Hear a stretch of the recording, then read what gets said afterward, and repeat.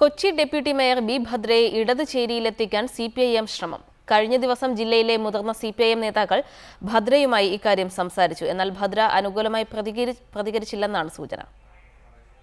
കൊച്ചി കോർപ്പറേഷനിൽ മേയർ ടോണി ചമ്മണിയും deputy mayor B ഭദ്രയും തമ്മിൽ അഭിപ്രായ വ്യത്യാസം രൂക്ഷമായിരുന്നു. ഇരുവരും തമ്മിലുള്ള ശീതസമരം കോൺഗ്രസിലും പലപ്പോഴും ചർച്ചയായിട്ടുള്ളതാണ്. ഇടതുമുന്നണിയുടെ പിന്തുണയോടെയാണ് ഭദ്ര നീക്കങ്ങൾ നടത്തുന്നതെന്ന് മേയറുടെ ക്യാമ്പ് കുറ്റപ്പെടുത്തിയിരുന്നു. ഈ തെരഞ്ഞെടുപ്പിൽ ഭദ്രയ്ക്ക് സീറ്റ് നൽകുന്ന കാര്യത്തിൽ കോൺഗ്രസിൽ ഇനിയും ധാരണയായിട്ടില്ല. ഈ സാഹചര്യം മുതലെടുക്കാനാണ് സിപിഎം ശ്രമിക്കുന്നത്.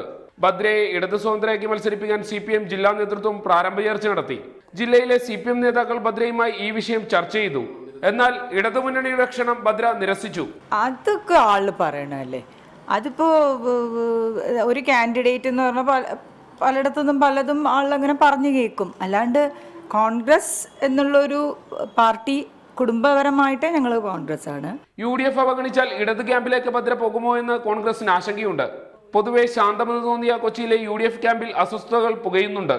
കോൺഗ്രസിലെ മുതിർന്ന നേതാക്കളായ ലാലി വിൻസെന്റും പത്മജ വേണുഗോപാലും കൊച്ചി മേയർ സ്ഥാനാർത്ഥിയാകാൻ ആഗ്രഹം പ്രകടിപ്പിച്ചതോടെ ഭദ്രയെ ഇടതുചേരിയിലെത്തിക്കാൻ കഴിയുമെന്ന വിശ്വാസത്തിലാണ് സിപിഐഎം.